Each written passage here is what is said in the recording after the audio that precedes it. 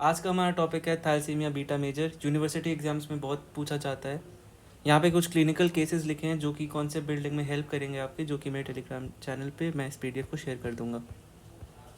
Beta thalassaemia में introduction ये है कि आरबीसी का डिस्ट्रक्शन बहुत ज़्यादा हो जाता है, हीमोग्लोबिन का प्रोडक्शन हो जाता है डिक्रीज्ड, और हेरिडिटी डिजीज़ है ये, जिसमें कि बीटा चेन की जो सिंथेसिस है वो या तो एब्सेंट हो जाती है या फिर डिक्रीज हो जाती है। इसके 3 फॉर्म्स होते हैं। एटियोलॉजी भी यही कहती है कि म्यूटेशन हो गया हीमोग्लोबिन चेन में, जिसकी वजह से बीटा चेन की सिंथेसिस डिक्रीज हो गई। पैथोजेनेसिस में एबनॉर्मल नॉर्मोब्लास्ट होता है क्योंकि उसमें म्यूटेशन हो गया, जिसकी वजह से इनफेक्टिव एरिथ्रोपोइसिस हो जाती है बोन मैरो से। उससे 2 चीज़ें होती है, माइक्रोसिटिक हाइपोक्रोमिक आरबीसी बनते हैं और एनीमिया हो जाता है। माइक्रोसिटिक हाइपोक्रोमिक आरबीसी से डिस्ट्रक्शन ऑफ आरबीसी हो जाता है स्प्लीन में, फिर medullary and extra medullary erythropoiesis हो जाती है, जिसकी वजह से जो क्लिनिकल फीचर्स है थैलेसीमिया का वो हमें दिखता है। एनीमिया होने की वजह से टिश्यू हाइपोक्सिया हो जाता है, एरिथ्रोपोइटिन बन जाता है, इंक्रीज हो जाता है, जिसकी वजह से एरिथ्रोपोइसिस बढ़ने लग जाती है। आयरन का लोड ओवरलोड हो जाता है, लिवर टॉक्सिसिटी हो जाती है, और हीमोक्रोमेटोसिस हो जाता है, मतलब कि लिवर में आयरन का टॉक्सिसिटी हो जाता है, जिसकी वजह से एंड ऑर्गन फेलियर होने लग जाते हैं। तो क्लिनिकल फीचर्स जो हमें थैलेसीमिया में दिखते हैं, जैसे कि hair on end appearance, chipmunk face और फ्रंटल बॉसिंग। अल्टीमेटली हमें पेरिफेरल स्मीयर बनाने को मिलती है, तो HNE से आपको बनाना है ये। और जो यहाँ हमें हमने डिस्कस किया है कि लैबोरेटरी फाइंडिंग्स में आपको पेरिफेरल ब्लड लिखना है, जिसमें हीमोग्लोबिन मैक्सिमम टाइम डिक्रीज ही रहता है, PCV डिक्रीज रहेगा और रेटिकुलोसाइट इंक्रीज रहता है। जैसे कि हीमोलिटिक एनीमिया के वीडियो में मैंने बताया था कि कुछ बेसिक वहाँ से आपको पता रहेगा, तो आप हीमोलिटिक एनीमिया का कोई भी आंसर लिख सकते हो।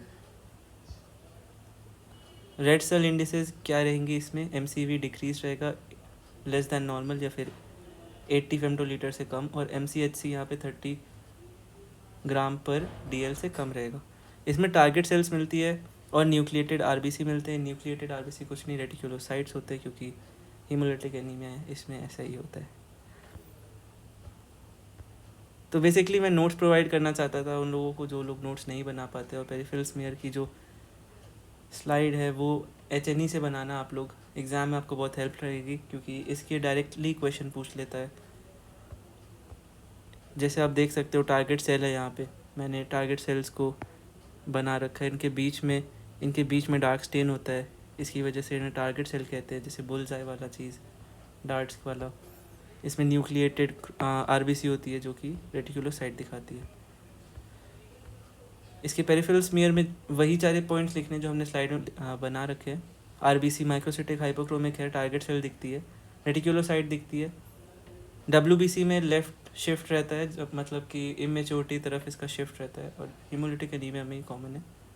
प्लेटलेट नॉर्मल रहती है।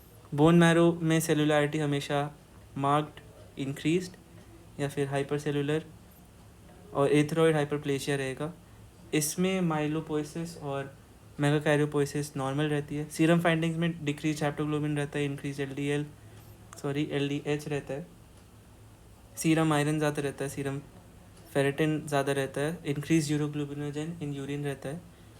साइड क्लिनिकल फीचर जैसे कि जॉन्डिस और एनीमिया दोनों इसमें दिखेंगे, एनीमिया तो दिखेगा ही ऑफ कोर्स, बट आपको ये बताना चाहूँगा कि बेसिक अल्टीमेटली जो मैंने इन सारे टॉपिक से ये समझा था कि थैलेसीमिया बीट sickle cell disease, peripheral smear बनाना इंपॉर्टेंट है। फिर उसके बाद इनका जो मेन पॉइंट है वो याद रखो, बट जो हीमोलिटिक एनीमिया का बेसिक था वो आपको पता होना चाहिए। अगर वो आपको पता है तो आप कोई भी आंसर लिख दोगे हीमोलिटिक एनीमिया का, बस आपको उसके कुछ मेजर पॉइंट्स याद रखने हैं, जैसे यहाँ पे म्यूटेशन हो गया, बीटा हीमोग्लोबिन सिंथेसिस कम हो गई,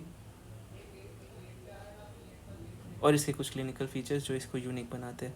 आई होप आपको ये वीडियो अच्छी लगी हो।